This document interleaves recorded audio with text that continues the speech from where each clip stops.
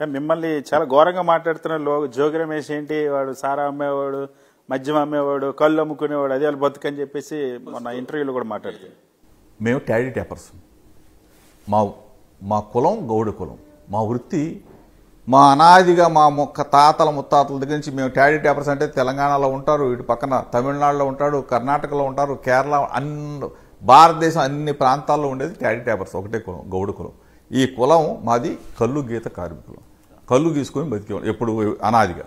ఆ పరిస్థితుల్లో మా వృత్తిని కూడా కించపరిచే విధంగా, మా వృత్తిని కూడా మా కులాన్ని కూడా కించపరిచాడు ఇతను.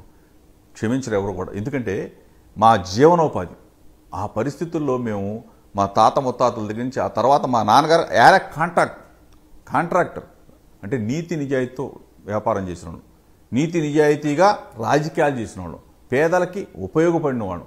మా కుటుంబం ఒక చరిత్ర ఉంది. రాజకీయ భిక్ష పెట్టింది, ఎమ్మెల్యే అనే పదవికి, రాజకీయ ఎమ్మెల్యే అనే ఒక స్థాయికి తీసుకొచ్చింది.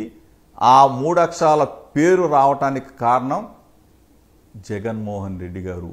కృష్ణప్రసాద్ అనేవాడు నందిగామలో ఓడిపోతే, దిక్కు దివాణా లేకపోతే 2019 ఎన్నికల్లో వైఎస్ఆర్ కాంగ్రెస్ పార్టీ మీద, ఫ్యాను గుర్తు మీద మా జగనన్న ఫోటోతో గెలిచాడు. దొంగలకు దొంగడు. ఎందుకంటే డబ్బు ఉండవండి నేనేది అంటాడు. లాస్ట్ మినిట్లో పార్టీ నుంచి, మా వైఎస్ఆర్ పార్టీ నుంచి తెలుగుదేశం పార్టీలకు వెళ్ళిపోయేటప్పుడు మా జగనన్న దగ్గరకు వచ్చి నాకు రావాల్సిన బకాయిలు అంటే స్పిన్నింగ్ మిల్స్కి సంబంధించిన ఇన్సెంటివ్స్ అన్నీ కూడా తీసుకొని జగనన్నకి మాట ఇచ్చి పార్టీలు ఇట్లా మారనని చెప్పి కాళ్ళు పట్టుకుని డబ్బులన్నీ కూడా ఇన్సెంటివ్స్ అన్ని తీసుకున్న తర్వాత ప్రభుత్వం నుంచి రావాల్సిన బకాయిలని తెల్లారి ప్లేట్ మార్చాడు. వీడు దొంగ అనుకోవాలా, చీటర్ అనుకోవాలా, ఫేక్ గార్డ్ అనుకోవాలా? వీడికి చరిత్ర గల్లా. నందిగామలో తోసి పక్కన పడేది తీసుకొచ్చి మైలవరంలో హారతపళ్ళెంలో పెట్టి బీఫామ్ ఇచ్చి గెలిపించాం. కానీ ఇప్పుడు అసలు ఆ నియోజకవర్గం మైలవరంలో కానీ, ఎన్టీఆర్ జిల్లాలో కానీ అసలు ఇప్పుడు ఎటువంటి అవినీతి లేదు. ఇసుక మాఫియా అన్నది లేదు, బూడిద మాఫియా అన్నది లేదు, రేషన్ మాఫియా అన్నది లేదు. చంద్రబాబు నాయుడు గారు నిఖార్సుగా పరిపాలిస్తున్నారు. ఎవరైనా తప్పు చేస్తే చంద్రబాబు గారు ఒప్పుకోరు కాబట్టి మేము తప్పు చేయట్లేదని చెప్పి వసంత కృష్ణప్రసాద్ అంటారు. అసలు ఈ కృష్ణప్రసాద్ అనేవాడి మీద కానీ, ఆడి బామ్మర్ది మీద కానీ ఒక పుస్తకం రాయొచ్చు. ఒక చరిత్ర ఉంది. మైలవరం నియోజకవర్గం వెళ్తే వీడు చేసిన అరాచకాలన్నీ ఒక చరిత్ర, ఒక పుటం. అంటే చెయ్యని వ్యాపారం లేదు. రేషన్ బియ్యం దగ్గర నుంచి ఈరోజు బెల్ట్ షాపులు గురించి మీకు తెలిసే ఉంటుంది. బెల్ట్ షాపులు పాటలు పెడతా ఉన్నారు. ఒక ఊరిలో బెల్ట్ షాపు నడవాలంటే ఎన్ని షాపులు, ఒక 8, 9 ఆ షాపులకి అన్ని పాటలు పెట్టి దాని మీద వచ్చే 1,00,000, 2,00,000, 3,00,000 ఒక ఊరికి వచ్చి 25-30 లక్షలు వస్తాయి. అవన్నీ కూడా ఎవరికి డబ్బులు ఏ విధంగా వస్తాయో తెలియని దీన్ని కూడా అంటే దేనో మట్టిలో నుంచో దేనిలోంచో పిండుతారంటారే, అట్లా పిండేస్తాం. తైలం ఇటువంటి చీటర్స్ నిజంగా చంద్రబాబు నాయుడు వ్యవస్థే కాబట్టి ఫేక్ గర్ల్ అంతా ఫేక్ పార్టీ ఫేక్ తయారయ్యారు కాబట్టి వీళ్ళు చేసే దుర్మార్గాలు అంతా ఇంత కాదు. బీసీల ద్రోహి జోగి రమేష్, జగన్మోహన్ రెడ్డి వీళ్ళు ఈరోజు బీసీలకు మేలు చేస్తున్నటువంటి చంద్రబాబుని చూసి ఓరవలేక ఆయన టార్గెట్ చేస్తున్నారని బీసీ మంత్రులంతా కూడా మీ మీద ఆరోపిస్తున్నారు. అరగాని సత్యప్రసాద్ కానీ, కొల్లు రవీంద్ర కానీ, పార్థసారథి కానీ వీళ్ళందరూ పాపం బానిస బ్రతుకులు. వీళ్ళందరూ కూడా బానిస బ్రతుకులు. నూజివీడులో లచ్చన్న గారి విగ్రహావిష్కరణలో పాల్గొంటే కొలుసు పార్థసారథి అనే మంత్రి 3 సార్లు తప్పైందని చెప్పాడు. లోకేష్ కార్డు పట్టుకుని కొనకళ్ళ నారాయణ తప్పైందని చెప్పాడు. వాళ్ళ తాత విగ్రహావిష్కరణకు వస్తే గౌతు శిరీష తప్పైంది. ఏం తప్పు చేశారు మీరు? బానిస ఎందుకు బతుకుతారు మీరు బానిసలాగా? మీరు బీసీ బ్యాక్ బోన్లా ఉండాలా. బీసీలు అంటే బ్యాక్ బోన్లా ఉండాలా, బానిసలాగా ఉండదు. చంద్రబాబు నాయుడు బానిసలుగా మారిపోయారు మీరు, లోకేష్కి బానిసలుగా మారిపోయారు. జగన్మోహన్ రెడ్డి గారి నేతృత్వంలో మేము బ్యాక్ బోన్. మా ప్రభుత్వంలో వైఎస్ఆర్ కాంగ్రెస్ పార్టీ ప్రభుత్వంలో జగన్ గారు ముఖ్యమంత్రిగా బీసీలం బ్యాక్ బోన్గా ఉన్నాం. అవును, అందరూ బాలకృష్ణని తిడుతుంటే మీరేంటి బాలకృష్ణకి, కామినేనికి థ్యాంక్స్ చెప్తున్నారు?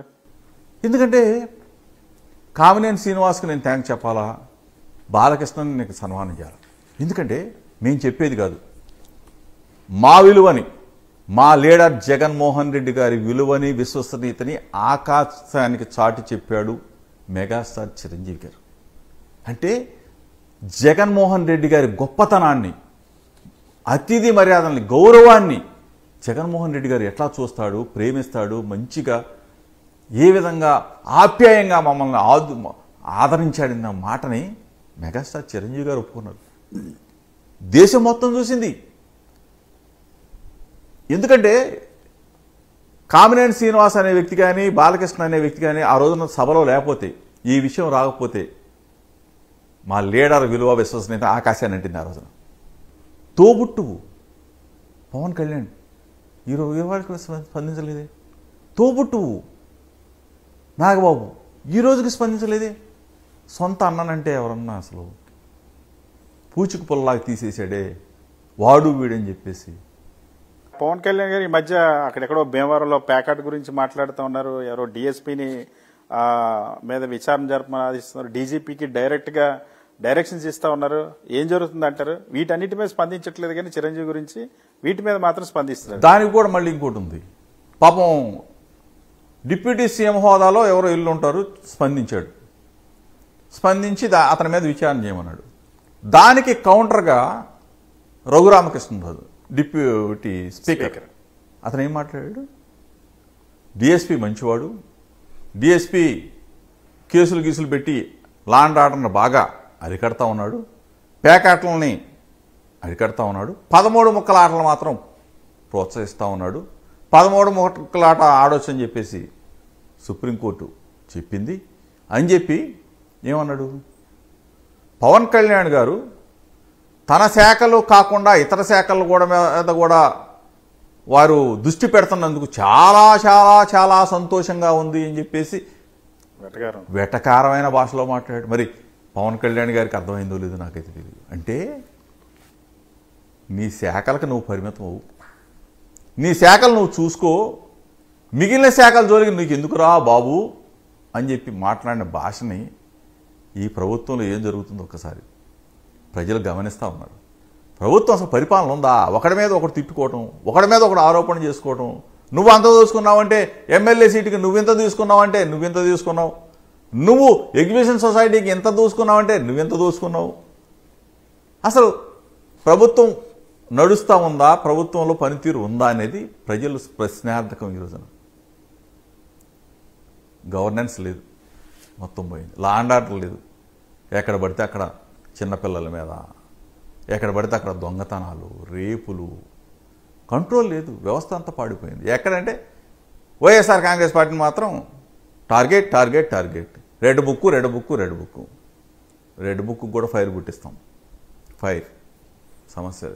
సో ఇక ఫైనల్గా జోగి రమేష్ని ఎలాగైనా అరెస్ట్ చేసి తీరుతాం, చంద్రబాబు నాయుడు గారి ఇంటి మీదకి వచ్చారు కాబట్టి జోగి రమేష్ని అరెస్ట్ చేసి తీరుతాం అని వాళ్ళు డిసైడ్ అయిపోయినట్టున్నారు. స్టేట్మెంట్లు కూడా ఇస్తున్నారు, మంత్రులు చెప్తున్నారు, ఎమ్మెల్యేలు చెప్తున్నారు, చిన్న చిన్నవారు కూడా చెప్తున్నారు. ఏం జరిగినా జోగి రమేష్ రెడీ అయినా సిద్ధమేనా?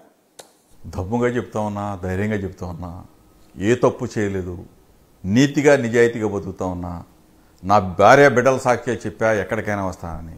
అయినా సరే నన్ను అరెస్ట్ చేయాలని చెప్పేసి కుతూహలపడేవాడు. నన్ను అరెస్ట్ చేస్తే 1 నెల 2 నెలలు 3 నెలలు 4 నెలలు జైల్లో పెడితే రాక్షసానందం పొందాలనుకునే చంద్రబాబు అవ్వచ్చు, చంద్రబాబు నాయుడు కొడుకోవచ్చు, మీరు క్షణికమైన ఆనందం పొందొచ్చాం కానీ శాశ్వతంగా ప్రజా తీర్పు రేపు కోరబోతాను. తప్పనిసరిగా ప్రజలు మీకు గుణపాఠం చెప్తారు.